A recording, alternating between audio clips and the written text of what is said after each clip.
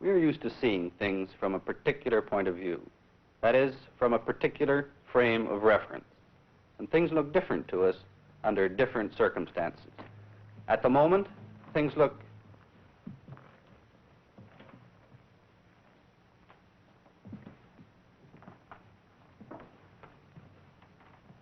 You look peculiar.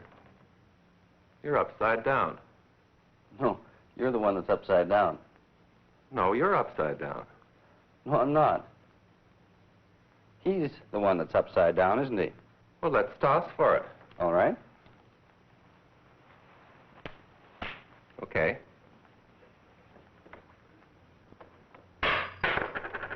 You lose. He's the one that's really upside down. You better come into my frame of reference now. All right.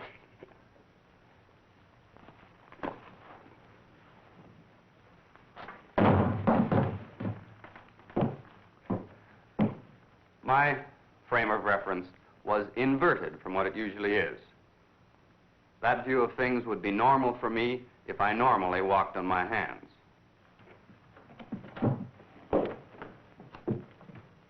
This represents a frame of reference.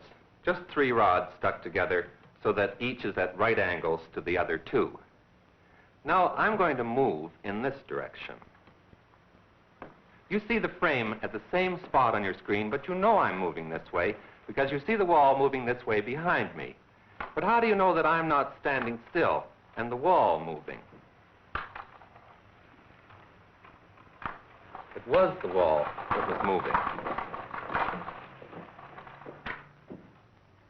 Now the wall has disappeared, and you have no way of telling whether I am moving or not. But now you know that I'm moving. The point of this is that all motion is relative. In both cases, I was moving relative to the wall, and the wall was moving relative to me.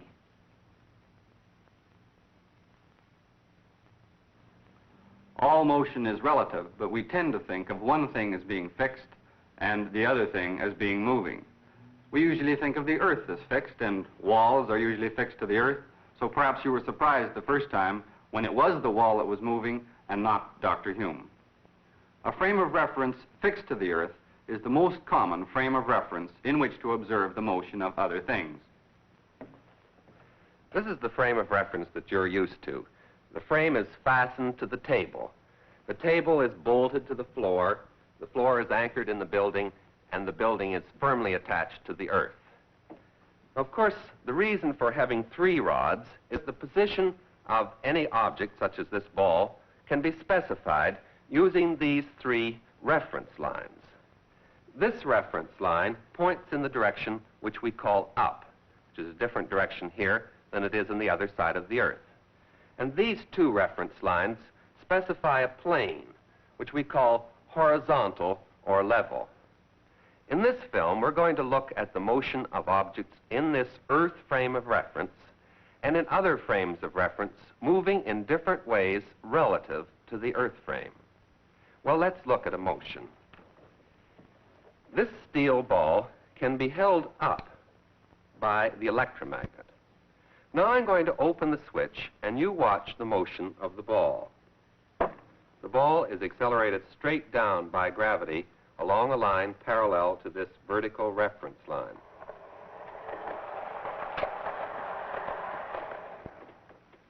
As you can see, the electromagnet is mounted on a cart that can move.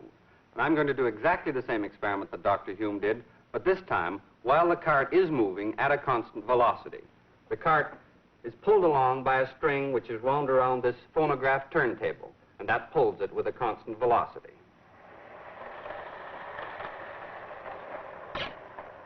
When the cart passes this line, the ball is released, as you can see.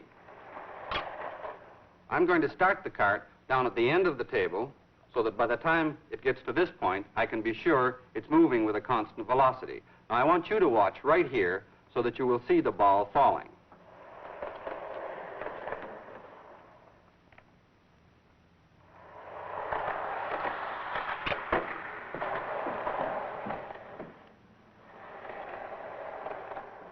I think you can see that the ball landed in exactly the same position that it did before. when Dr. Hume did the experiment with the cart fixed. But this time, the ball could not have fallen straight down. Let me show you why. The ball was released. At that point, if it had fallen straight down, because the cart moves on in the time that it takes to fall, it would have landed back here somewhere. But it didn't. Now I'm going to do the experiment again.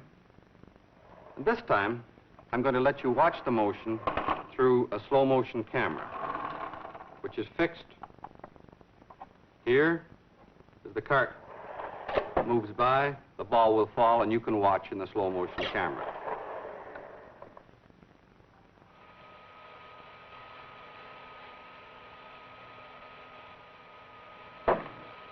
I'll show you this again.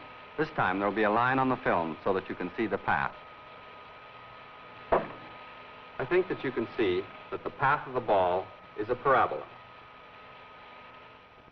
But all of this has been in a frame of reference fixed to the earth. How would this motion look in a frame of reference which was moving along with the cart? Frame of reference like that. Well, so that you can see what it looks like, I'm going to fix this slow motion camera so that it moves with the cart.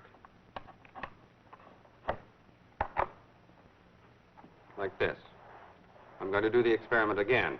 And incidentally, I'll start it, and then I'm going to stand here so that when the ball falls, you will have something which is fixed as a reference point.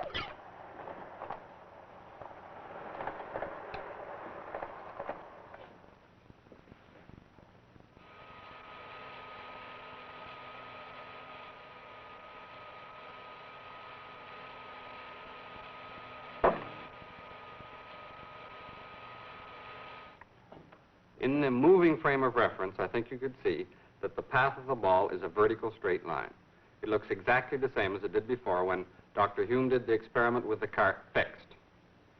If we were moving along in this frame of reference and we couldn't see the surroundings, then we wouldn't be able to tell by this experiment that we were moving at a constant velocity. As a matter of fact, we wouldn't be able to tell by any experiment that we were moving at a constant velocity. I'm going to do the experiment once more. And this time, I'm not going to stand here behind the ball as it falls so that you won't have any fixed reference frame.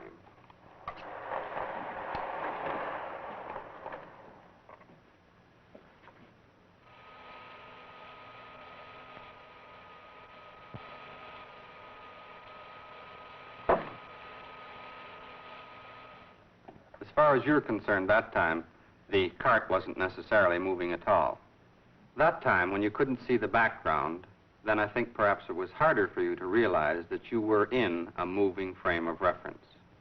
The important thing to realize here is that all frames of reference moving at constant velocity with respect to one another are equivalent. Dr. Ivy showed you what the motion of the ball that was released from the moving cart looked like in the earth frame of reference and in the cart frame. The motion looked simpler from the cart. Now I want you to watch the motion of this white spot. You probably see the spot moving in a circle.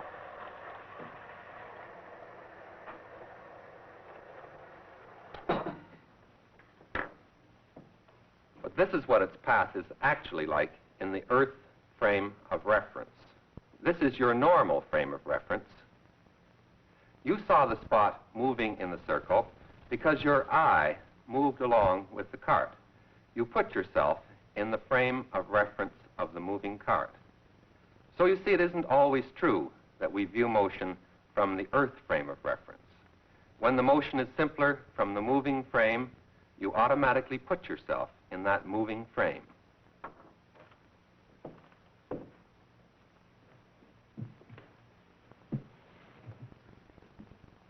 Now we're going to do another experiment on relative motion to show how to compare the velocity of an object in one frame of reference to its velocity in another frame of reference. If I give this dry ice puck a certain start, it moves straight across the table with a speed which is essentially constant because the forces of friction have been made very small. This is just the law of inertia. An object moves with a constant velocity unless an unbalanced force acts on it. Now, will you give it the same start backwards? I'll try. Dr. Hume gives it the same start, it moves back in this direction with the same velocity. Now, we are on a car here, a car which can move and which really is going to move in this direction, and we're going to repeat the experiment. All right, let's go.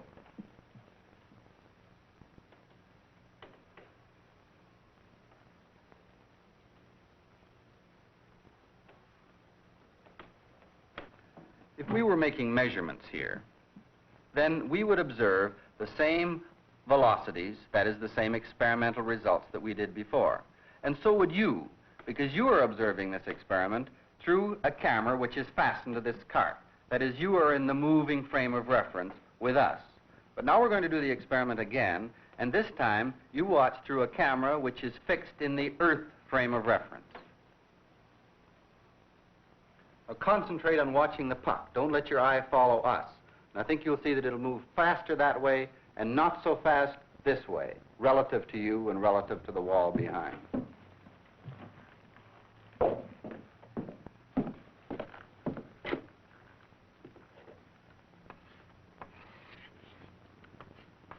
Here's the cart, which was moving along in this direction with a velocity u. We were sitting on the cart at a table. Here I am over on this side, and Dr. Hume was on this side, and we were pushing this puck back and forth on the table. When I pushed it, it went in this direction with a velocity v, and when Dr. Hume pushed it, it went in this direction with the same velocity v, but this is the velocity relative to the cart. What about the velocity relative to an observer on the ground in the fixed frame? Well, if it was pushed in this direction, its velocity is u plus v. If it's in this direction, its velocity is u minus v.